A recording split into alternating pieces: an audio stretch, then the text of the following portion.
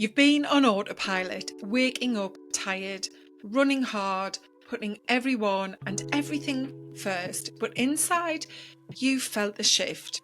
Your nervous system racing, your energy dipping, your joy fading, the anxiety rising.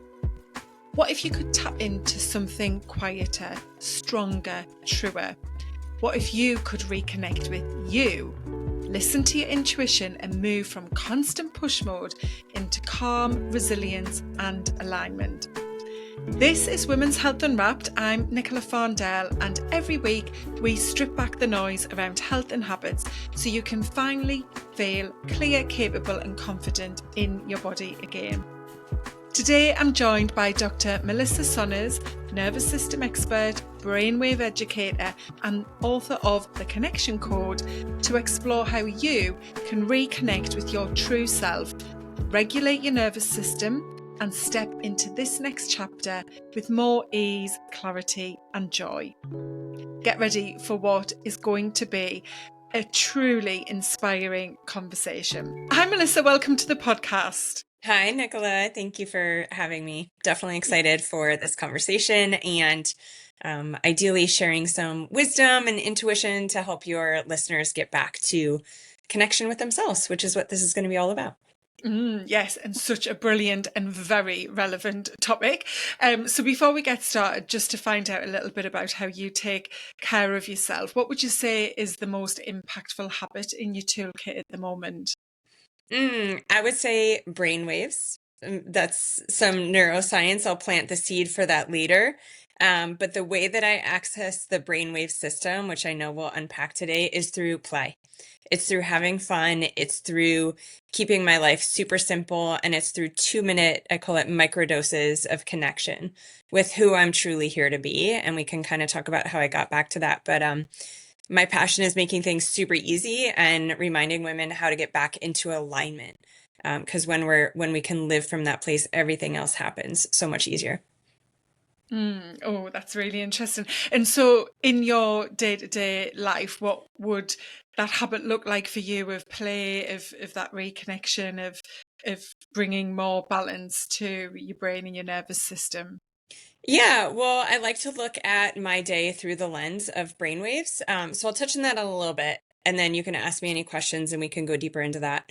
But essentially, I aim to sync up my life as much as possible with the brainwave that is meant to be shining at that time of day. And maybe that sounds like a lot, but it's a super simple way to keep ourselves connected and grounded and to help prevent burnout, to help prevent some of like the frazzle and brain fog that can happen to midlife women. So I'm just going to give a little nitty gritty and then I'll answer your question directly. But our brainwaves are essentially like gears in a car. And so, anyone who has driven a stick shift car knows you wouldn't go right into gear 3. We've got to first do a bit of a warm up. And so we can look at our brainwaves the same way. And there's essentially like 5 main gears. And most of us are living in gear 3, which is called beta. We are driving our lives from beta. Beta is like our go-getter. She's our executor. She's the get stuff done. As sometimes I personify beta. She's like that girlfriend that you just know somehow handles everything. She's always reliable. She never drops the ball. But beta is not meant to run through the whole day.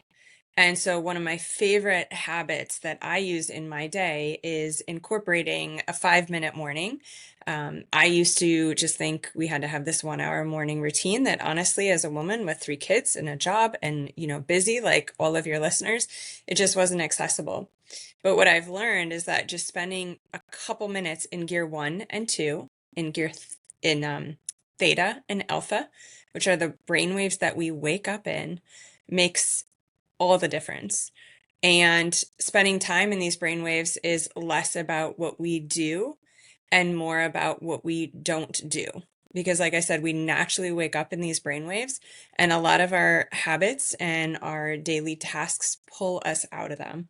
So I'm happy to walk people through what that looks like if you want to go there.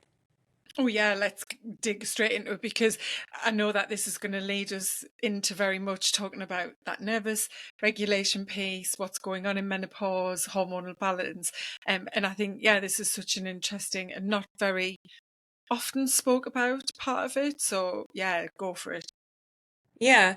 Well, what happens, in midlife and in perimenopause is we're all experiencing these massive fluctuations in hormones. And so all of a sudden it can feel like the carpet's ripped from underneath us and everything feels unsteady and everything feels different. Our kids are 15 and 13 and 9. We have two boys and then a little girl. And I'm, just kind of explaining. I always let them witness my process. I think it's really important. I want them to know that I'm human just like them. I want them to know it's okay to fall and stumble. And I really let them into a lot of aspects of my life. And lately, a lot of our conversations over the last few days, coincidentally, have been around, it's like mama's going through the other end of puberty. And so while you're forgetting to feed your pet and you're forgetting your homework and you're forgetting these things, here's what's going on for you. And it's similar to what's going on for us as women. These hormone fluctuations cause a massive recalibrating in our brain. And we can look at that and be really disempowered. But I like to always reframe things. I mean, the body is a beautiful machine. The body doesn't mess up. We just need to learn to read the signals. And this time in our life is really an opportunity to recalibrate and to rewrite our stories. And so I love to use these brainwave tools to help women anchor into something known and something that we can control. Because a lot of times when we are experiencing stress or changes in our physiology or our chemistry or the unknown, we grapple onto beta brainwaves. We grapple onto the known.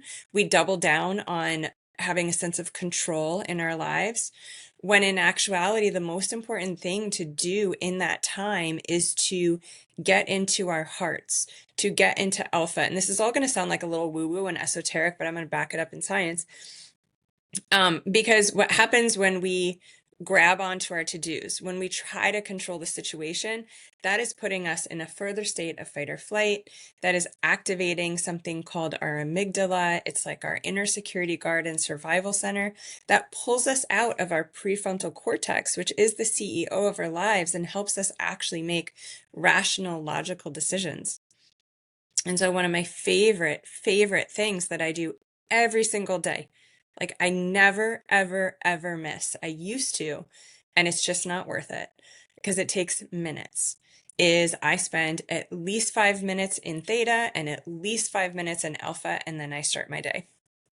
And so I think I'm very passionate about this stuff. So I kind of get all excited. And I think you wanted me to go through what does that look like and how do we do that? Correct? Is Yeah, that what you had and asked? Okay. explain those what each of those brainwave places are, because Yeah. I'm sure most people aren't aware of them. They may have heard a little bit about them, but I think that would give some clarity and context as well.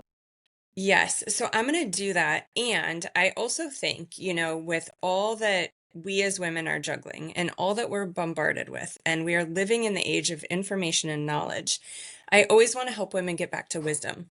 Yeah. Because what can happen in conversations like this is it's a lot of great information, but not necessarily something that a woman can grab onto.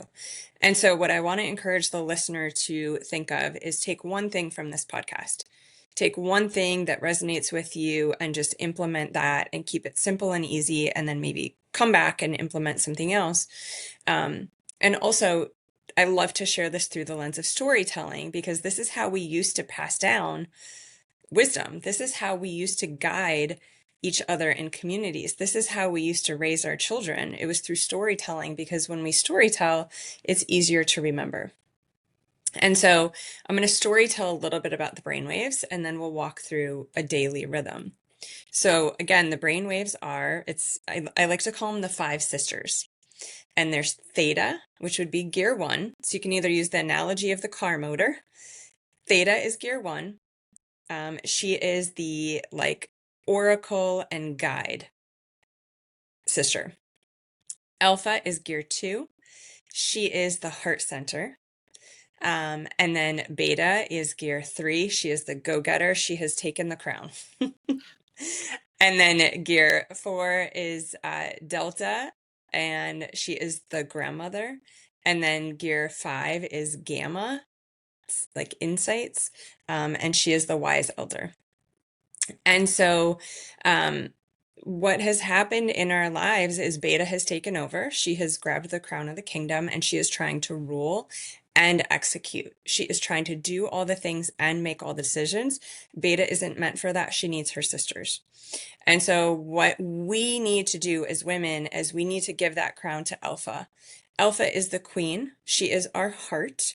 And our main job in all of this, and I'm going to walk women through the daily rhythm of this, but our main job in any moment is to get back into our heart and make decisions from there. Alpha makes decisions, beta executes them.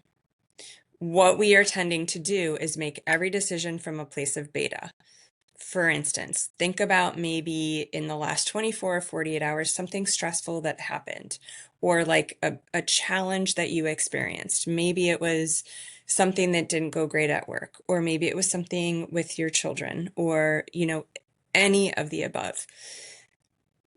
In those moments, we typically get into a state of fight or flight, which is beta, right? And we can't make rational decisions when all we need to do is, like, in those moments, I'll say, how can I connect with my heart? What would feel good in this moment? How can I get into alpha? And then from there, make the decision. It's getting present first, getting in our body, regulating our nervous system, making the decision, and then executing through beta. So planted that seed, we'll come back to all that. So just kind of take that in, nothing to do from it. In the morning, we naturally wake up in our essentially like one of the lowest brainwave frequencies, theta. Actually, delta comes before that as far as like if you want to know the hertz of the brainwaves, but we're going to put delta at the end for sleep. Theta is our intuition. Theta is our gateway to our subconscious. If you've ever heard anyone say, I get my best ideas in the shower, have you ever heard anyone say that? Yeah. That's theta. And when we first, like before your eyes even wake up, when you're in that dreamy state between subconscious and like the real world, we are in theta. This is when your intuition is super strong. This is when your connection to whatever your belief system is, universe, source, being a guided, that all occurs in theta. So theta is a really beautiful brainwave state to spend some time in. And all we got to do is not expose ourselves to white or blue light, which can come from our overhead and home lights, as well as our phone. So the action step, the first thing I do in the morning is I listen. That is like the first thing. I go to my sit spot. I call it a sit spot. So right behind my little podcast spot here, I've got a little, you can't see it, but I have like a penf mat right under that chair. Behind me, I've got a therapeutic red light. I have some journals. I have a huge stack of books. I have a candle. So I will saunter out of my bed. I recommend everyone creates a sit spot. It's just somewhere that you go in the morning so that you get out of bed and you anchor into the space that this is where you go in the morning to connect with yourself, to spend 5 to 10 minutes hearing your voice before the world's voice gets loud. Because what has happened in this age of information and knowledge is that we are constantly bombarded with everybody's input around us. I mean, you can go anywhere. We all know this. You can go anywhere at any time and get the answer to any problem or any challenge from anywhere. A podcast, a YouTube, ChatGPT. We can check our email. We can go on socials. But nervous system regulation is essentially about hearing our own voice again. It's about having the ability to live the lives that we came here to live instead of living from the place that we let society tell us who to be. And so in order to get to that, because a lot of us have lost that connection, a lot of us have become extremely dysregulated and disconnected. I mean, how could we not? We're caring for everybody else. We're juggling our jobs. Many of us are juggling families. It's a result of our environment. So theta is one of the first ways to get back to that connect. Mm-hmm. So I recommend women, like sit in silence.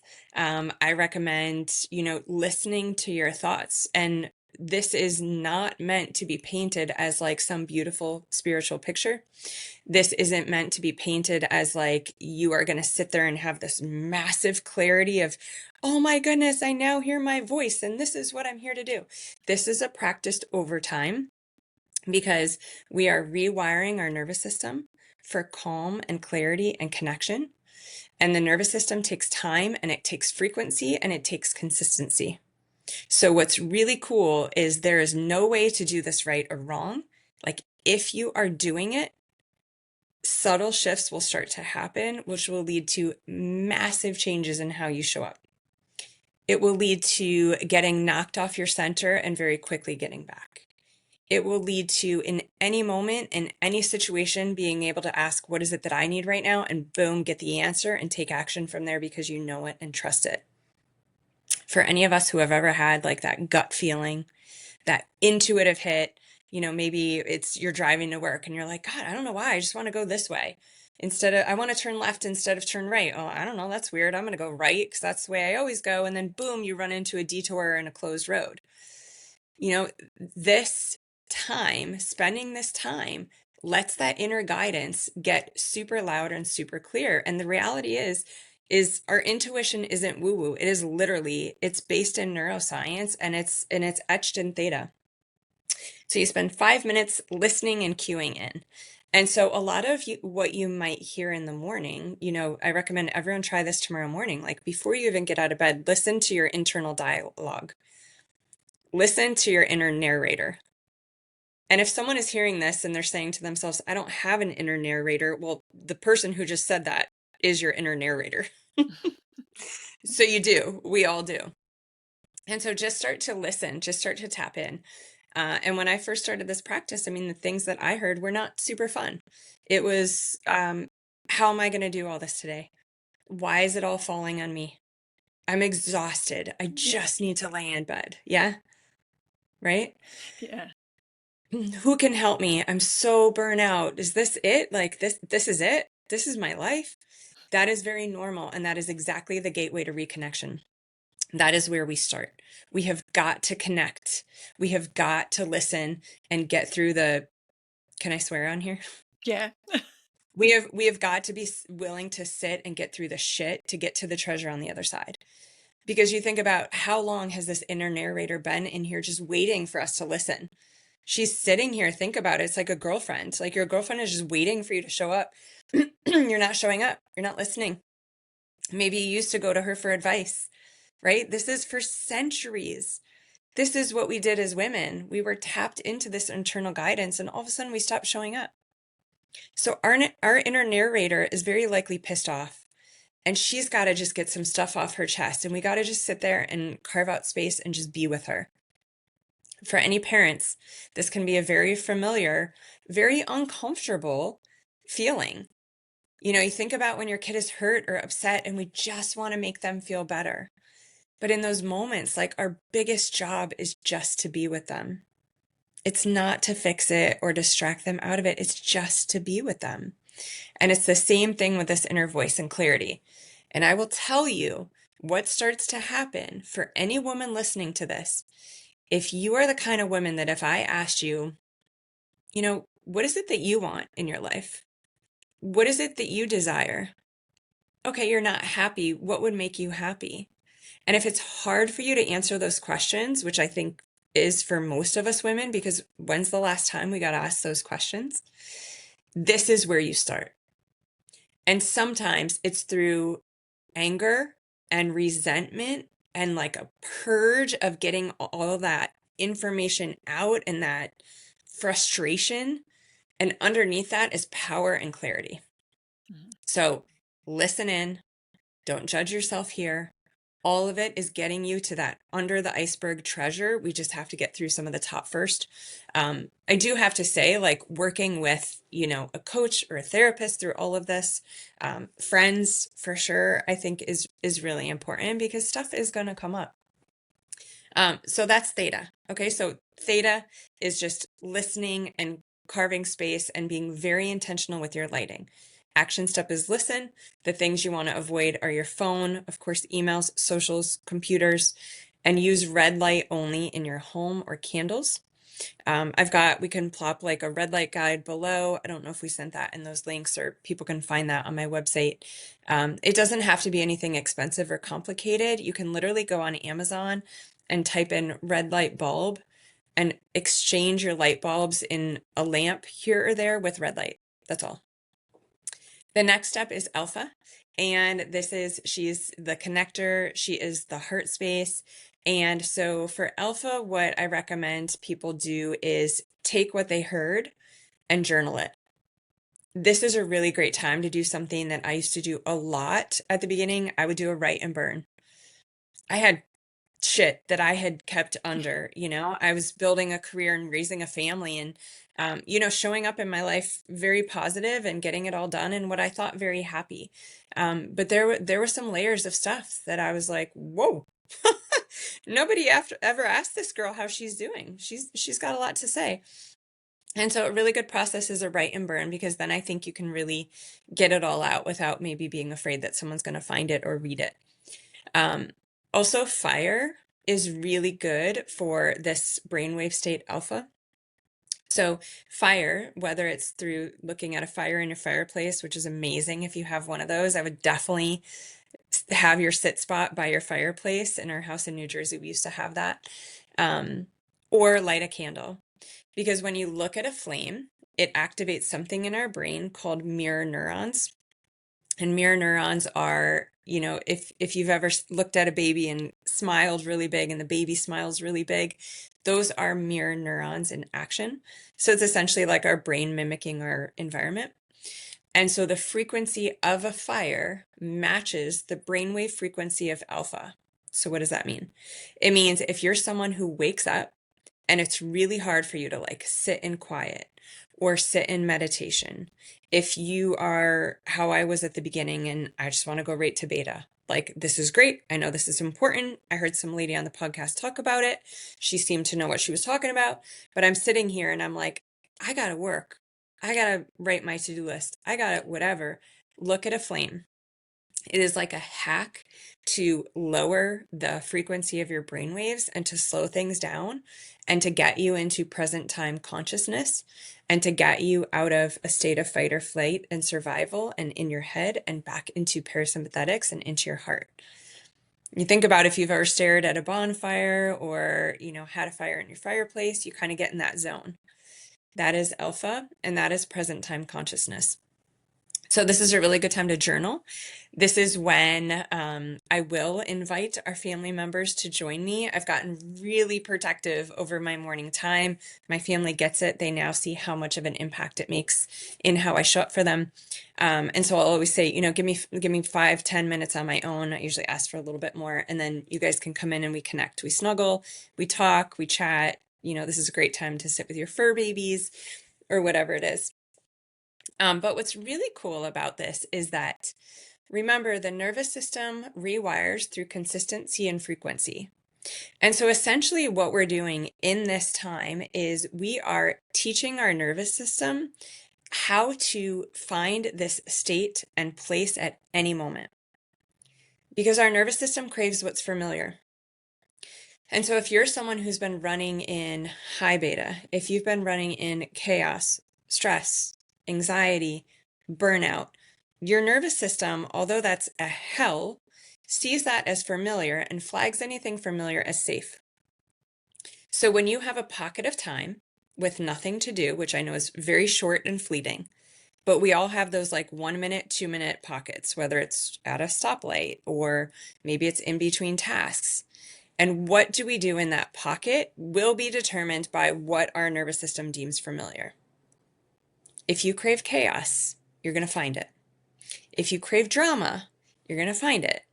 If you crave stress, you're going to find it, right? So this might look like, let me catch up on the news. I don't think a lot of people watch the news anymore. My parents do. Let me get on the news. Let me get some anger and strife and chaos and conflict, right? When you do this practice consistently, every morning, 5 minutes, as close to that as you can, even 80% is great. Weekdays is great. right? Take the weekends off if you want. Your nervous system will start to seek this out. So it will start to seek out empty space, which is what we need to clear the slate of our brain and nervous system. So the way this shows up for me later in the day, and for a lot of the women that I work with and guide and hang out with, is that when we have that 2-minute break, we'll go for a walk outside, or we'll listen to a fun song, or, whatever it is, like hand on heart, what do I need right now? I want to sit and like drink a cup of coffee or tea and do nothing. Great. Let me fill that. It's 2 minutes. Doesn't take long. When's the last time we all did that in the middle of the day, right? I think a lot of us say things to ourselves like, yeah, I would love to put my feet up, but like, let me just push. Let me just push through and then I'll do that tonight. But what happens is we train our nervous system to stay in beta. And when we finally get that space at the end of the night, either we don't know how to relax because we're so wired. So we've got to have like a glass of wine or something to drop that down, or, which is fine, no judgment, but like, we don't need to have the wine to drop down. We can have these tools drop down and then have the wine. You're going to enjoy it a lot more, right? The idea is to be able to access all this from the inside, because then you have it anywhere. So either we can't relax because we've trained our system in beta, or we're so fried and burnt out that we can't even enjoy that time. Like, let me doom scroll. Let me just plop on the couch. I can't even think about anything. I'm too tired. And, watch Netflix, which is also great. But if I'm going to watch Netflix, I want to enjoy Netflix. I don't want to like zombie out. So this changes all that. And so what we start to do is we weave relaxation. We weave these little breaks into our day. So we're not running beta all day. If she's a marathoner, right, she can get it done. She still needs water breaks. And those are these little micro doses of connection, the pulses that we incorporate into the day. And we anchor that in the morning by teaching our nervous system, this is safe, this is familiar. Does that make sense?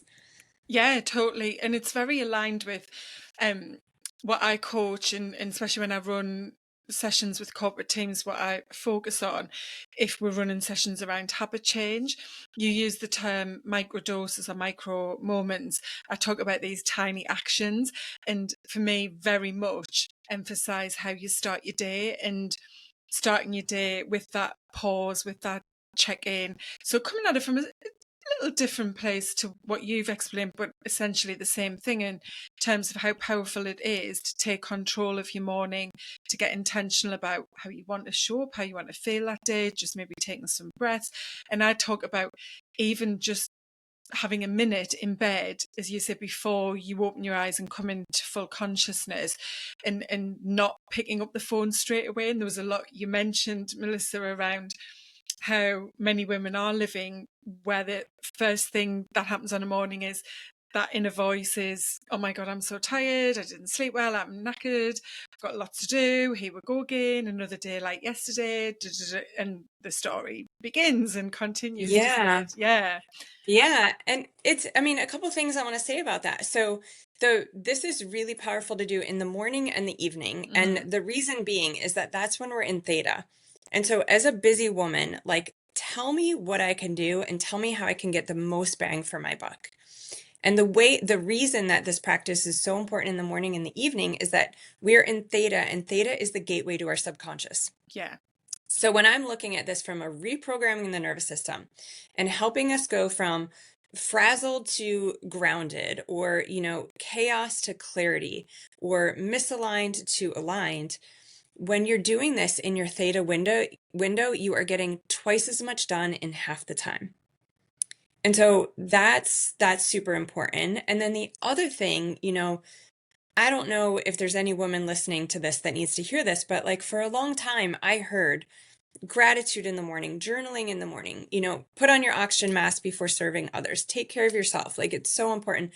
I understood that, but I was approaching my day from almost like more of a, okay, so what are the things that I need to do? What are the things that I need to fit in? What are the emails that I need to catch up on? Or what are the workouts I need to do? It just, for me, it was like either I was pushing really hard, or there was this other space where people were telling me to kind of slow down and stop, but I didn't know how. Mm-hmm. And so I want to speak to that woman because that woman needs this more than anyone. And for that woman, I like to talk about and create anchors. And so when your brain is go, go, go, and you need an anchor to help you pause and stop, Mm-hmm. one great one is, we talked about it already, the flickering flame. Like literally put on some meditation music. You can go on your phone if you need to, but what I recommend is this is going to be video, right? You can do like a shortcut red light filter. So did you see how my phone just turned to red? Yeah, that's really So good. Yeah.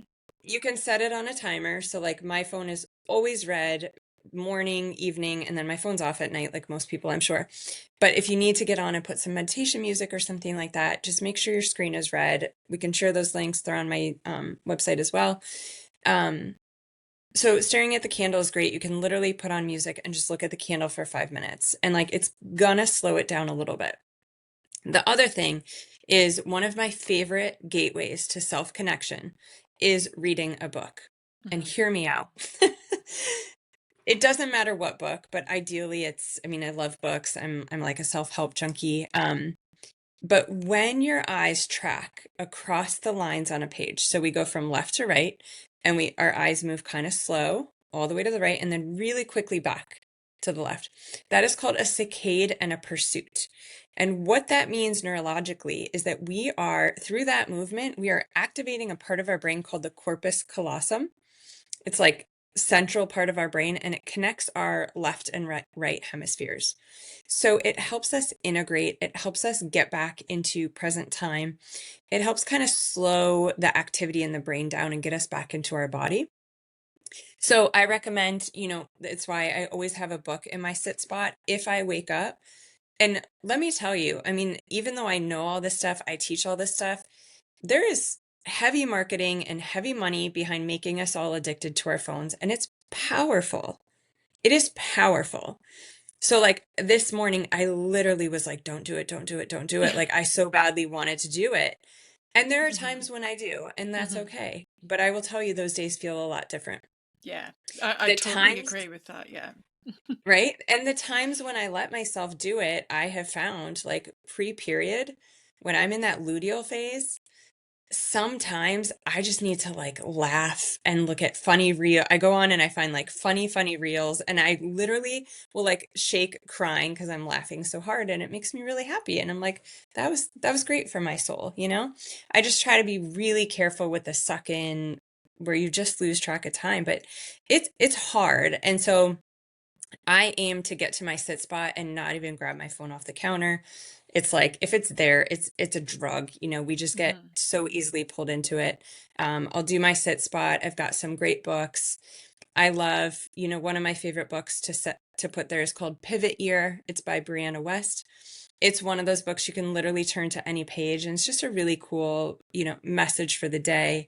So if you don't feel like reading something heady or heavy, there's some books like that are really good. Um, there's another one called All the Right Pieces by Nicola something. Young Pueblo has some great ones. They're just super uplifting and really, really easy. But for that woman who has a hard time down regulating during the day or in the morning, remember, when you work on this in the morning, you are being double effective to ensure that eventually over time, you're going to be able to more easily access it later in the day. So use your flickering flame, use a candle or your fireplace, use a book, and if you need to, throw on some meditation music. Yeah. Oh, brilliant. And I think what I wanted to just go into a little bit with you, Melissa, is the nervous system and just explaining like why this is so important, why what you've shared about the brainwaves and regulating your nervous system more so that you bring in more calm and control. That was one of the things I think we started off with, how out of control so many women feel, that they are just stuck in this spin cycle of life that feels like there's no pause button, there's no way to slow it down, to make a change. And why in midlife, as we start to shift through perimenopause, like this becomes even more important, but also it's becoming more difficult for many women. Their nervous system is very dysregulated. And yeah, just talk to me a little bit about that to really like help people understand why what you've shared so far is just so important at this life season. Yeah, well, when we have the, changes in estrogen and progesterone, along with that comes some things that really impact how we feel, and how our nervous system is speaking to us and through us. So with estrogen changing, it lowers serotonin and dopamine, which are very much like our feel-good chemicals. And then with progesterone, our GABA is effective, which is like our calm, grounding, essentially, I feel safe here neurotransmitter. And so what's happening is, at the time where we're having all these fluctuations in our hormones, our nervous system is feeling extremely heightened. It feels unsafe. It feels like cortisol ramps up. We've lost our ability to feel calm. A lot of us have anxiety that we never had before. I mean, I have never described myself as someone who experienced anxious feelings. And it definitely, I mean, it ramps up more for sure. But what's really interesting is I feel that this is the time when we really need to do less. Yet all the traditional models of self-care are forcing and asking us to do more. And so this is really about, you know, understanding our bodies and our physiology, and knowing that our nervous system, it's not broken. What we're experiencing is not because something is wrong with us. Our nervous system is our intuition. We talked about that at the beginning. The nervous system is the portal to our inner voice. And she's pissed off. Like, we have lived a life of people pleasing and lack of boundaries and pushing through. And perimenopause is really a time when we can't handle that anymore from a nervous system perspective. We can't handle pushing the gas all day and not the brakes. We no longer have that neurochemical buffer and armor of our hormones giving us these feel-good chemicals and pumping out this other neurotransmitter, GABA, that helps us feel grounded. And so we have to create that for ourselves. We have to carve out that space for ourselves. And our nervous system will get really loud when we don't. And so if we're starting to have, sensations of, let's say, anxiety, right? Or feeling anxious. And again, this is all for educational purposes only. Definitely, if there's things happening and changing, I highly recommend people connect with their doctors. I am a doctor, I'm a chiropractor, I'm a nervous system specialist, but I just always want to say that because it's going to be a very tenuous time for a lot of women. But, where is it in your life that you're pushing too hard or going too fast? Where are the moments where you're asking for a pause and a break that we're not listening? Like, it just can't happen anymore. And so this is an opportunity to recalibrate and rewrite our story. And it has to happen from going in, because like I said, we're already doing too much. Our body's asking us to stop. And so then when you go out there and you search any self-care modality, what is it having you do? It's do more, right? It's add in this thing, go to this thing, schedule this thing, get to this thing. Like, where is it all going to fit? And so this is essentially an opportunity for us to fall back into ourselves and return home. And, I hope this is answering your question, because it really is. This is the way. Self-care needs a rebrand. It cannot be another to-do item on our massive list. Women are burnt out, frazzled, overwhelmed, and it's their nervous system that's jacked up. And so how can we regulate our nervous system? We do that through syncing with our brainwaves. We do that through, instead of, thinking strictly through our heads, through our amygdala, through fight or flight, taking a moment and getting in our hearts. What is it that I want in this moment? I said our nervous system is our intuition. She speaks in signals and symptoms. And so this is a time where she gets really loud, right? And so, like the way that this has showed up for me at this time in my life, and if you want to share, I would love that too. I think, my favorite thing is creating connection. And I think we do that through our personal stories. I no longer want to do anything at night. Like, I can run through the day, I can incorporate my little nature walks and stuff. But like, anytime if we have a social event at night, my brain doesn't feel good. My nervous system My intuition is telling me, and she speaks in signals and symptoms. The lights are too bright. I feel sensory overload. I don't get like super anxious, but kind of anxious. I can't sleep when I get home. Those are not signals that I'm broken. They are signals that I need to listen in and create boundaries around my life. I need to create safety. I need to tune into the signals that I've gotten my whole life, but that I had a buffer of these juicy hormones, protecting me from that. Now it's just like, we're here and you have no choice to listen. This is a time for discernment and boundaries.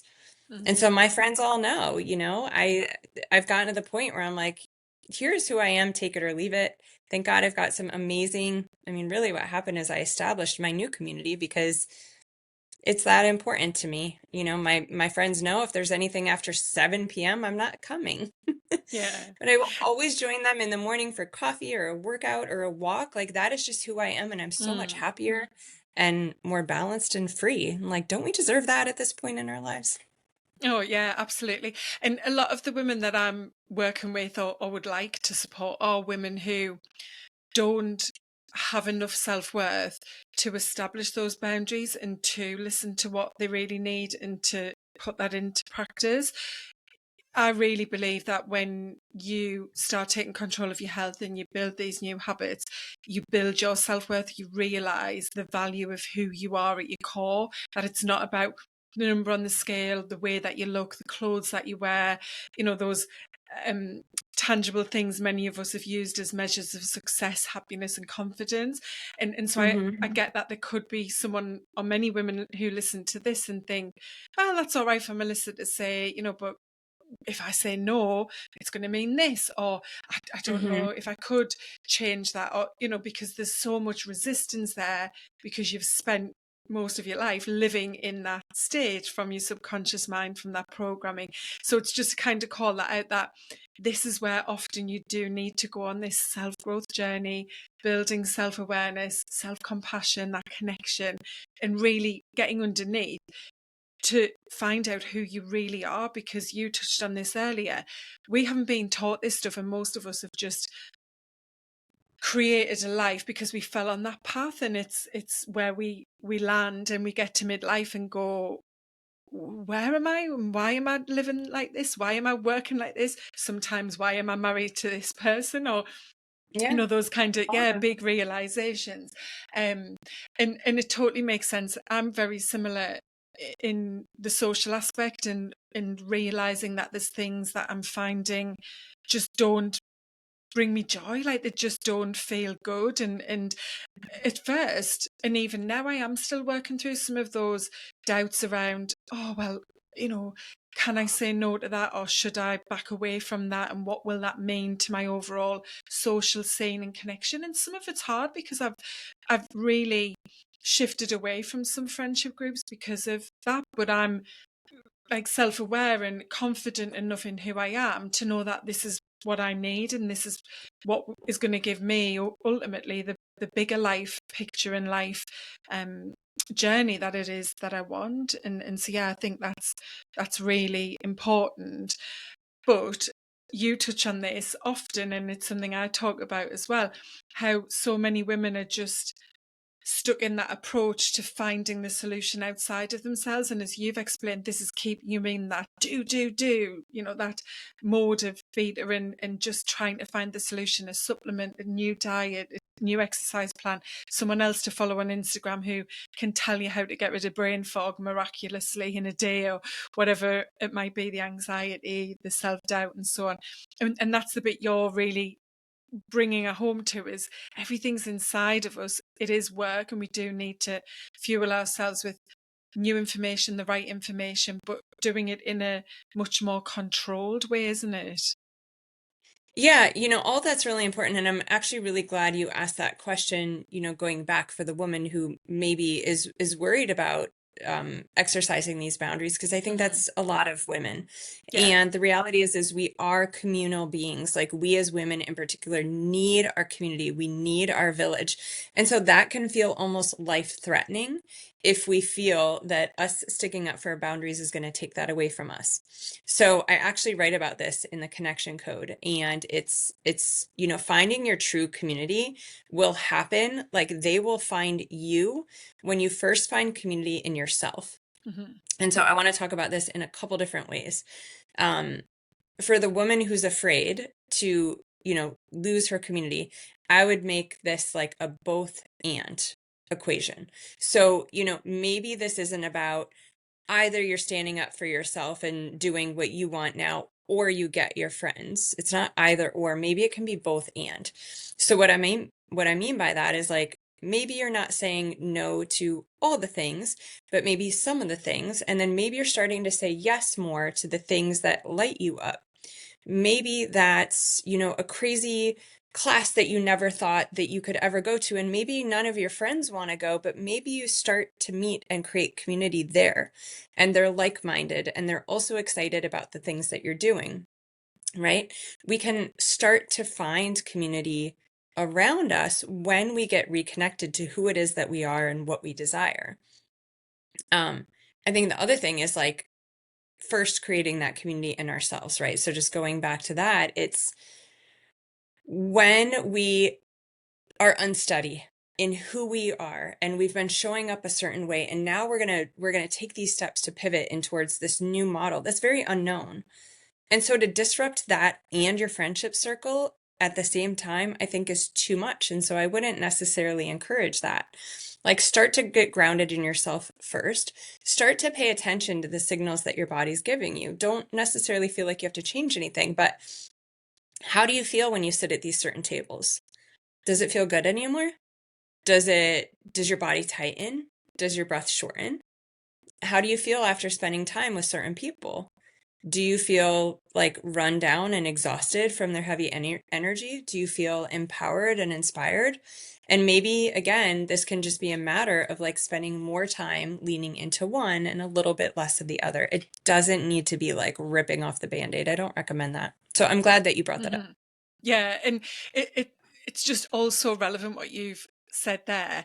I've been on this journey myself, and I'm trying new communities and just trying new things. Like, I went to a wellness festival in another part of the country on my own, a full weekend. I've just Yes, booked a so ticket for next fun. year's festival because I'm like, I'm going Oh to do my it because gosh. that lights me up. Like, I want to do that and I get so much from it. And that's okay that my friends don't want to do that, that they'd rather go somewhere else that involves a lot of alcohol and staying up very late, where Yeah. I want to be in bed by 10 o'clock without any alcohol. Um, Yeah. and yeah, I've been trying things, and some things feel good, some things don't. But it's very empowering when you realize that you get to choose that. And if you Get to can't choose that at this choose. stage of life, when are you going to choose it and do the things that really make you happy? So yeah, I love that this 100%. has come up as part of the conversation. I was going to say real quick, I went back to gymnastics at the age of 42. So I'm 44 now. And when I was a kid, I was a gymnast and I loved it. And I guess through, spending some time with myself, I realized, like, I get a pit in my stomach when I see people doing gymnastics. Like, on Facebook, I would see girls that I went to high school with, and their daughters were training at the arena that I trained at when I was little. And I would get like, oh God, I missed it. I missed it. Why did I quit? Why did my parents? It hurt. And I felt like that ship had sailed and it was over. And then one day I was literally like sitting in my kids' gymnastics arena.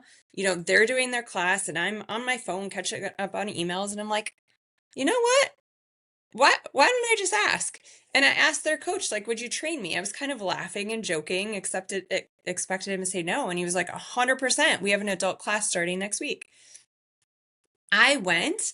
It is the best thing I've ever done in my life. Oh. Like, I now go to Hmm. a place, I went there this morning actually, where it's a bunch of crazy 45, 50-year-old grown-ups, like, doing circus tricks and um crazy contortion, and it's a community. I have found a whole community of weirdos like me that want to get back to gymnastics.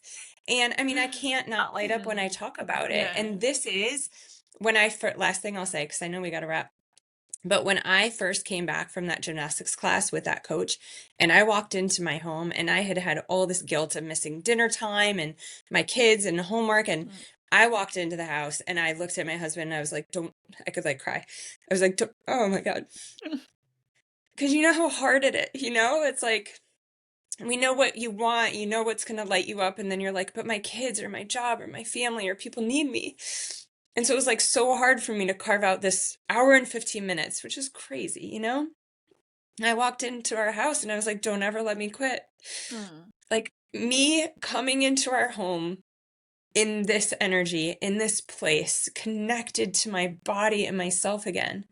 Like I could do anything. I could handle any homework. I could handle any sibling fight. I could cook any dinner. Like I want her back forever. Yeah. And I made a promise to myself, like I'm never letting you go again. And I play, and it's been the best thing I've ever done. And it took a lot of work to get there, to be brave enough to say yes to myself and double down on that dream, and that's so silly and it's so massive. It's completely changed my life.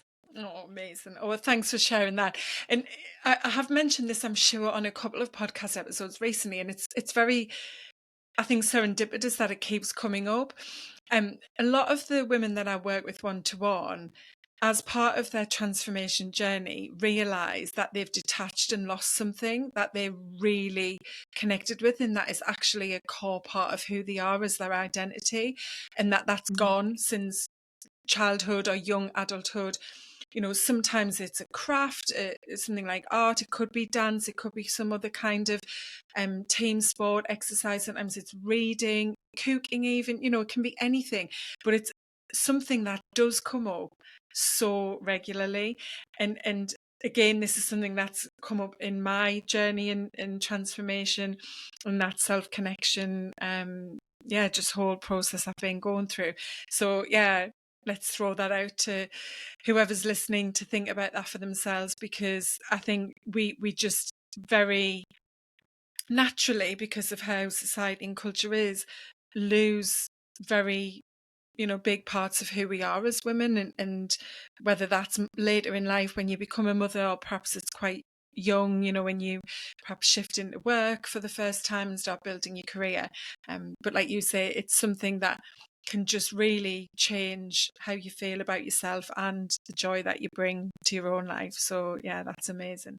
So yeah, Melissa, to wrap up, you've given so many fantastic tips. I know there's lots and lots, as you said at the start, that someone can take and implement, and I'm like you, all about those tiny actions, those micro moments in the day that you can really begin to build as habits that together will compound and have such an incredible effect on your health. And as ultimately we talk about hormonal balance in midlife and menopause.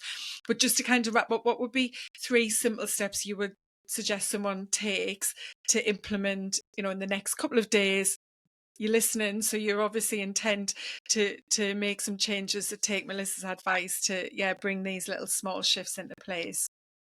Yeah, I love that question. And I'm going to piggyback off what you just said, that we all have this piece of us, this version of us that I think we came here to be.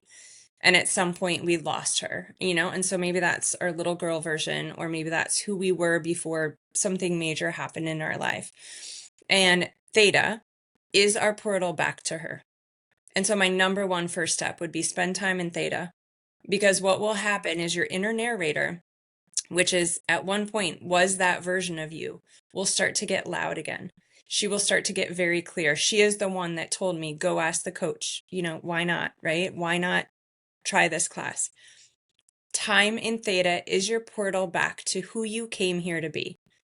If anyone hears one sentence from this, time in theta is your portal back to who you came to the world to be. So number one, spend time in theta. It's listening, and it's being aware of your lights. Second step, take one step towards that each day. Whatever you hear, whatever you start to notice, whatever feels good, follow it. And don't worry about the whole journey. Just take the first step. The rest will present itself. This is how it works. Number 3, tap in to, here's some neuroscience, your reticular activating system. It is your filter of your brain. We are making 30,000 subconscious decisions a day. When we listen to theta, when we start to take one brave step, we start to teach our reticular activating system what we want in this life. The job of that part of our brain is to filter out everything that doesn't matter and to shine a spotlight on what does. So when you spend time in theta and you take that one brave step, you will start to see people, opportunities, situations that are going to guide you more to the life that you desire. People call it coincidences. Some people call it synchronicities. It is based in neuroscience. It is backed up. It is not woo-woo. This is so black and white. And that is how we get back to living the life of our dreams. Oh, they're amazing steps. Thank you. And so much that I think, like you wanted to deliver, is the starting point, and people can really go into this more. Of course, they can connect with you and check out your information. So where's the best place for someone to do that? And of course, I will pop everything into the show notes as well. Yes, my website, Dr. Melissa Saunders, has tons of freebies, resources. My brand new book is out with Hay House. It's called The Connection Code, literally helping you get back to yourself using neuroscience and ancient wisdom. Again, I wanted to be, I wanted to keep it light and almost more storytelling rather than another to-do list. So it's a great book. I want people to judge that book by the cover. It's sparkly and fun, and that's what you're going to get out of it. It's like finding that piece of us again. And on Instagram, Be Inspired Mama, podcast, the same name. Oh, brilliant.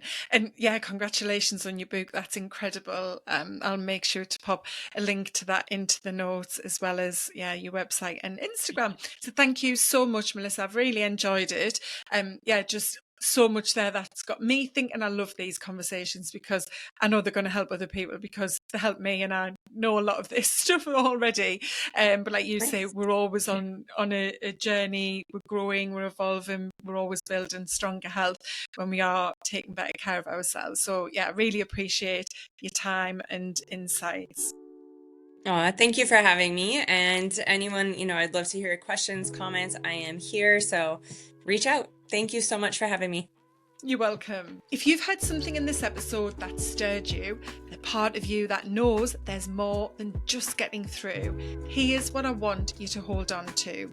You're not broken.